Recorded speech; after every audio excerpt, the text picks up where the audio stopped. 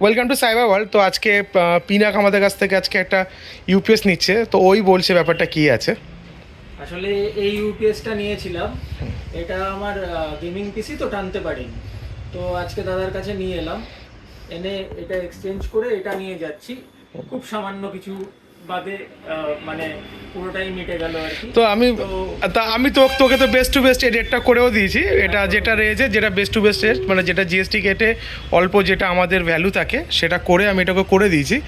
আর ওটা যেটা আছে ও এই পাশে যেটা আপনারা দেখতে পাচ্ছেন এইটা, তো এটা মেনলি হচ্ছে এটা ভালো ইউপিএস অনেকটা, যারা একটু ধরুন একটু হাই এন্ডের, ওর যে পিসি বিল্ড আছে সেটা আমাদের পেজে আপনারা দেখতে পারবেন। অনেকটা হাই এন্ডেরই পিসি আছে, অ্যারাউন্ড 2 লাখসের পিসি আছে। তো ওটা যেটা ও নিয়েছে এটা যেটা দেখছেন, এটার অ্যাকচুয়ালি ওর ঠিকঠাক পারফরমেন্স পাচ্ছে না। তো অনেকদিন আগে আমাকে কন্ট্যাক্ট করেছিল, তো একটু ওর বাইরে ছিল বলে দ্যাটস ওয়াই নিতে পারিনি। তো আজকে নিয়ে এসে এই জন্য আপনাদেরকেও দেখালাম যে অনেক সময় আমরা ইউপিএস দাদা নর্মাল একটা দিয়ে দিন বা করে দিন।